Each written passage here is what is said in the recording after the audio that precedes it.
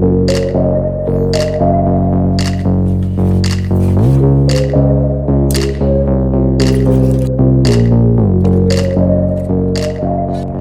morning, everyone, and man, do I love it when it's sunny outside. Still a little bit cold out. As you can see, there's still snow around, but we're just doing a quick update here. Obviously, we have this car we haven't started working on.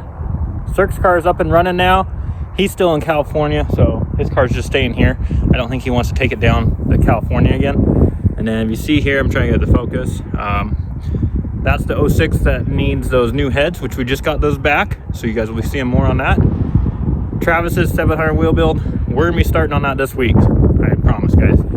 We have a 06 WX that we did the head gaskets on. You guys will see that video. I'll link it up here. He said he's having a misfire issue with the car, so he went ahead and dropped it off. So we're gonna go ahead and start that car up and diagnose what's going on. So let's do that now. So first off, we're gonna start the car. We're gonna let it warm up because obviously it's cold out, unless obviously it doesn't run very well. Then we'll try to figure out what's going on first. But I'm gonna start the car up, see how bad it's missing or what's going on. The video he sent me, the car was missing pretty bad. Not to where you would think it'd be a motor failure. It sounded like a bad coil pack or a spark plug, or maybe wiring to a coil pack. So just gonna go ahead and start the car up, let you guys watch. Let's see what's going on with this car.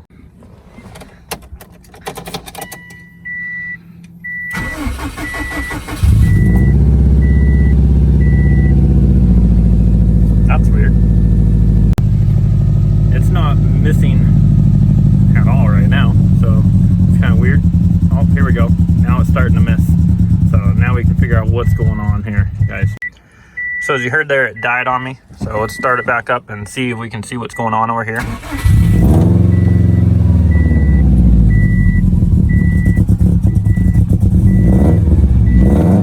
Almost sounds like it's rich or lean, one of two. So we're looking over here, and we look, we're looking at the air fuel ratio, and it's not moving.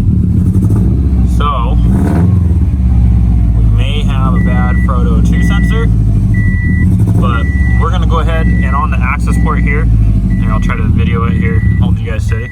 Try to keep the car running too, because it's having issues. So let's try to pull up cylinder roughness. Actually, we're gonna stay in here. So we're gonna go here, change some of the monitors. We'll go down to roughness. Come on.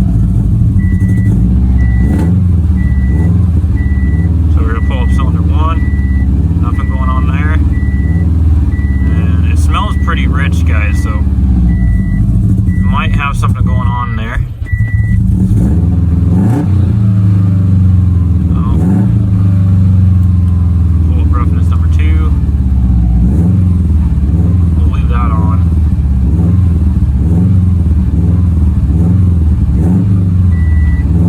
Number 3. Got 1 count on 3, which that's nothing crazy. Seems to be running pretty good right now. It's just when I let it idle down. So there's all our cylinders. As you can see here, it'll start counting and it'll show us what's going on. If I can keep this fucking thing running.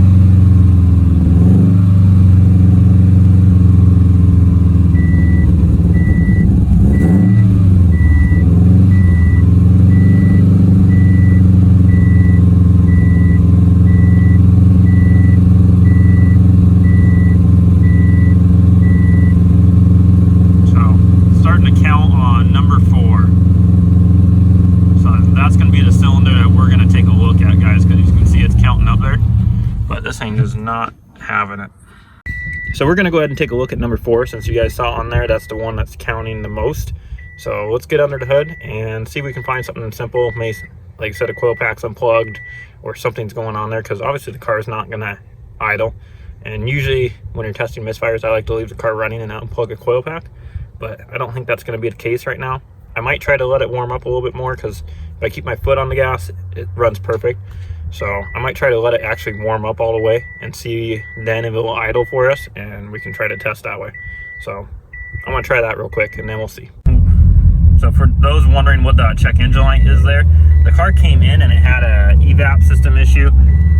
We were going to go ahead and clear it, but obviously we weren't the original ones who tuned the car, and it being on access port, most tuners do lock their tunes, so the customer didn't want to go ahead and redo a whole tune obviously with us because the car ran fine. But just to show you what that code is, it's just a evap system code. We're not throwing any other codes. If we had a bad front O2, I would want to say that it's going to be throwing the code for the front O2 sensor and it would realize that, but from what I'm seeing on the access port is that front O2 is not being acknowledged at all. It's not changing from the 14.8, which is just a number it's showing. So I'm going to check that front O2 wiring, which obviously if it was unplugged, it would be throwing a code. And it's kind of odd the car is not realizing that that front O2 sensor is not doing that. So like I said, we're going to let the car warm up here. It's warming up right now. And I'll see if I can get it to idle, and then we'll diagnose this more. So since this car is a mass airflow sensor car, and it does have a front mount intercooler, I'm going to go ahead and unplug the mass real quick and see if it makes any changes. Because obviously we had a pretty big boost leak, we would be showing similar signs of how the car is reacting right now.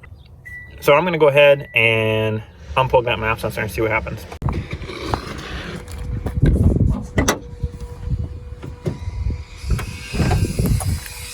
So here's our map sensor, guys. We're going to unplug that. Maybe I can do it one-handed here.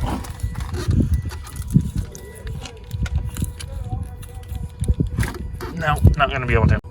So now we got that mass airflow sensor unplugged. Let's go ahead and try to start the car.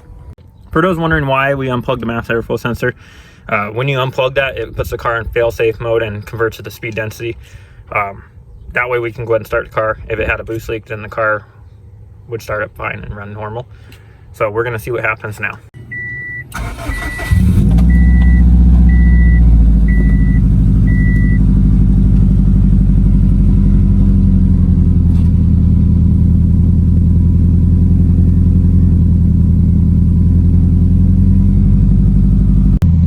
Kind of what I thought. So it's pretty weird how the car was reacting at first. Let's see if that sensor is reading now. Might take it a minute to warm up. So it's still flickering there. It's not showing that much of a wideband reading. And there goes the car again. So maybe we have a break in the line for the fuel pump, or something's going on. Probably the best way, sorry about the beef there. Best way to test this would be to put a fuel pressure tester on it and check the fuel pressure. I don't have an aftermarket regulator just to throw on the car real quick, but a fuel pressure tester would probably be the best scenario here. So either something's going on with that fuel pump, whether it be wiring in the tank, which I highly doubt since most of them are plug and play, or the hose, which I've seen quite a bit where that hose will deteriorate and it'll lose pressure. But the car starts up, runs for a second, and then starts to sputter out. It seems like it's a fuel issue. Let's keep digging. Something definitely related to fuel pressure, because the car will run and it's fine right now, but the second I push on the gas, there's nothing. Like I'm bored. It is backfiring. This is definitely something fuel related.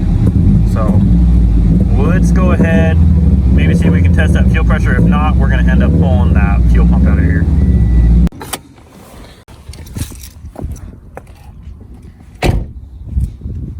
All right, guys, we're going to have to put this car aside for the moment.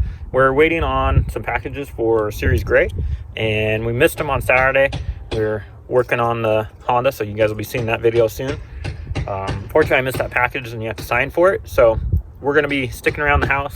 I need to go get a fuel pressure tester because I don't have one here. And then we can test the fuel pressure on this car and make sure that's the issue going on, which I'm pretty certain that's what's going on with the car. It's a fuel pump issue or a fuel pressure issue of some sort. So that's what we're going to do. Next up, we're going to go ahead and first we're going to close this hood. And I got people working over. That's what the sound is. Probably think I'm crazy for out here videoing myself. But next up, we're going to work on the WX because the wife's in Cancun, Mexico on vacation. So we're going to give her a treat, and we got her a new stereo for this car. So let's go ahead and do that. All right, guys, so we're going to surprise the wife. We got her this Android stereo for that WX because she daily drives that car a lot, and it has a real crappy stereo in it. But here we are, still has that protective shielding on it. That's what's going on right there. But we're gonna go ahead and tear that apart and get into that. Don't mind these over there because you're gonna be seeing what that is soon. All right, now we're in that WX and we're gonna start getting the stereo ripped apart. I started the car to let it warm up because, well, it's still about 40 degrees outside, so it's nice to be in at least a warm car when you're working on it, when you can be.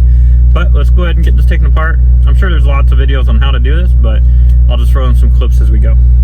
So here's what we're starting out with. This is the before of what's in here, and this radio just sucks. I had the same one in my 17 STI and my 16 WX, and this is a 17 WX, and they honestly just suck. So we're gonna go ahead and we're gonna get this pulled out. First up, if I remember correctly, it's been a while since I pulled one of these apart, you're gonna have to pull this cover off first, and then I think we end up having to pull the center console out of the way too to drop this down. So we'll have to drop the glove box. There'll be a bolt on the side there, and then there'll be a bolt on the side over here. I don't think this has cables for the climate control. I think they just unplug. So hopefully it's just pretty straightforward. Let's get started. So I was wrong. Looks like I need to pull this out first, and we're gonna unplug that. You can see there's 2 bolts right there, and man, there's a bad glare on this phone. Hang on. Sorry guys, I don't know what the hell kind of glare is going on here, but we just need to unplug this. You can see the 2 bolts right there, and we'll get the bottom portion of this out, because next up I'm pretty sure we need to get this console removed to be able to get to the bolts down there, if I remember right. Or it's gonna be, you know, I think I'm wrong guys. I think I need to just pull those 2 bolts out. I know there's a bolt on the side there and there's a bolt on the side here, and then maybe this just pulls out and this can stay, but let's try. Maybe I should watch some of those videos.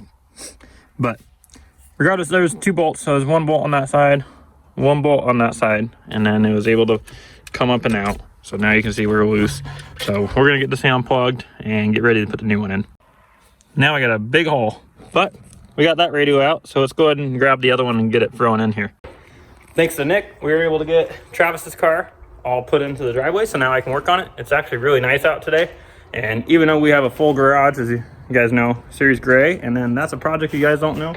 That's Parker's car. Like I said, we're putting that short block that was in Series Gray into that car. Just doing that real quick, so I haven't videoed anything.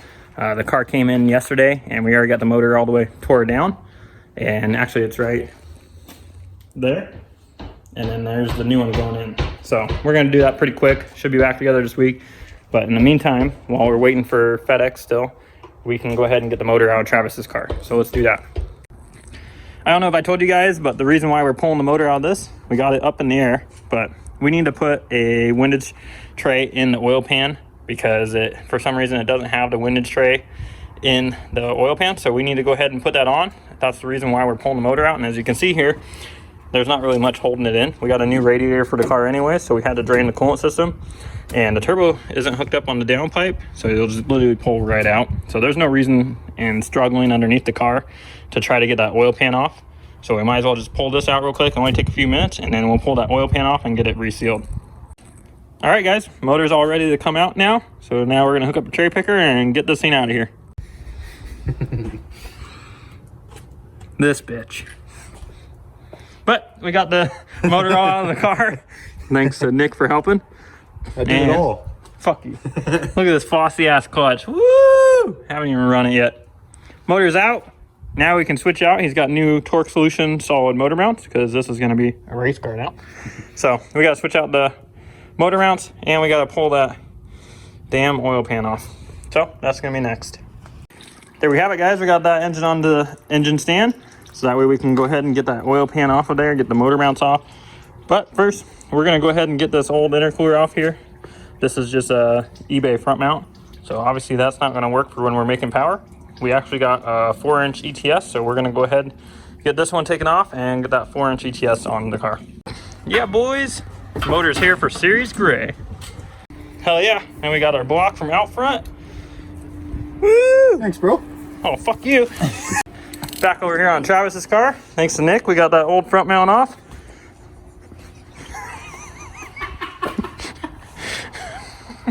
What's so funny, Nick? I don't know, buddy. I don't know. We should take a look down here, man. Travis, fuck you for how you mounted this goddamn intercooler. 2 bolts, buddy. Why do you need 2 bolts? Dude, we couldn't even get to the damn bolts down there. So, yeah. We got him though. But we got it. It's on the ground. We're good. We're going to mount the new one up there. Maybe get her a little to get rid of your nice orangeness. But she's ready. There we go. We got the ETS intercooler on. And I'm sorry, Travis, but bye-bye to the gay hell horns. They're out of the way. Now we got that intercooler on. Looks much better. This car is going to be going over to Ranch Built to get some custom intercooler piping done because we're doing that front-facing intake manifold on it. And I'm sorry about the glare because it's sunny out, which is definitely nice today. But now we can move back onto the motor. So, for some of those of you that don't know what a windage tray is, here, I'm going to explain real quick. We got a Killer B, plus I'm trying to open this one-handed. But, you can see in here, Killer B. We already have the Killer B pickup right there. But, here's what the windage tray looks like. I can put it to a reach right, probably, that would be helpful. But, that's what it looks like. This goes, if you look here, here's the motor. You look underneath, and you can see, there's the crank. Now without that windage tray, oil will splash up on the crank, and that's what it's supposed to be there to prevent. So we need to get that back in the motor because we're already going to be pushing this motor to its limits as is, and we need anything that's going to help. Also, we don't know how well this motor is going to do with power yet because obviously we didn't build it in-house.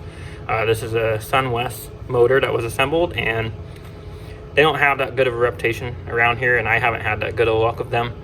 So we know it's kind of questionable on how long this motor is going to last or what's going to happen. He wants to do a closed deck here eventually, which I think is going to be sooner than later. But we're going to try our best to make this motor work. And for the time being, we're going to make sure that it has everything that it should. So we're going to get this windage tray in. We're going to get that oil pickup back on and get this pan sealed up. And then we'll go ahead and move on to getting those new motor mounts on. So I'm going to show you guys those. And then we can get this motor back in the car. So let me get this on real quick, and then I'll show you guys the motor mounts here in a minute. There we go, guys. We got that windage tray on, as you can see there. So now that blocks where the crank is. Got the oil pickup back on, and we got that surface all clean and ready. So now let's get that oil pan back on. We got the oil pan all back on. Now we're going to do these motor mounts. We're a big supporter of Torque Solution. They always help us out. We're going to be using their 100% solid billet mounts in this car. So we just need to switch them over to there and then get them on the car. Motor's back in the car, and we got that coil rad in there as well. So now we just need to hook up the miscellaneous, but it's definitely looking good. We're going to go ahead and get that intake manifold on the car and get the car ready for fab now. But, ooh, smiles. Pretty happy with all the progress that we made today. We got the motor out of Travis's car, and we got that windage tray in, oil pan on, new motor mounts back on it, new radiator in, intercooler and motor back in the car. So now it's almost ready where it can go to fab. So I'm really happy with all the progress we made on that. We're probably going to get more onto that 06 tomorrow. Go get a fuel pressure tester, pull that fuel pump out. I'm guessing it's going to be that hose to the fuel pump or a bad fuel pump. So we'll get jumped on that more tomorrow. And then as far as Series Gray, you guys saw the block did come today. So we'll be doing more on that this week. And Parker's car in the background, that's the one I was talking about. We were putting the motor out of Series Gray into. As you can see, his motor's all tore down. And I know it's tucked away over here, but you can see right there, that's gonna be the motor going into Parker's car. Just dropped the heads off today to get hot tanked and checked to make sure they're in good condition before we put them on. And once I get those back, we'll be throwing his car back together. But let's do a quick overview of Travis's car. And then I also need to show you guys the radio that we did to surprise the wife. So here we are, guys. The 4-inch ETS front mount is on. The coil rad radiator is in. The new Grimspeed radiator hoses are on. We still need to take the harness off and flip it the other way because now we got the manifold positioned this way. We also have the Torque Solution front-facing intake manifold kit to put the alternator and belt on. We need to get that on. And then the car is ready to go to fab to get the intercooler piping built. Still trying to decide if we're going to run it like ETS does and run it underneath the manifold and out, or we might just end up going out and over like it was. But definitely made a lot of progress today. Really happy with that. Just getting ready to clean up for today and get this video up for you guys. All right, guys, we're in the WX, and we got the stereo in for that. This is that Android stereo. Everything's working great. I know the wife's going to be really excited about this. So we'll try to get her reaction of this new stereo in the car. But I know she's going to be happy to have that. It definitely sounds a lot better than the factory one. And obviously, it's a lot nicer looking. So I think I'm going to go ahead and end out the video here, guys. A lot of work done today. We made a lot of progress. Glad to have you guys along the way. And I'm going to go ahead and get this video up for you. But please like and subscribe, and I'll keep them coming for you guys. Have a good night.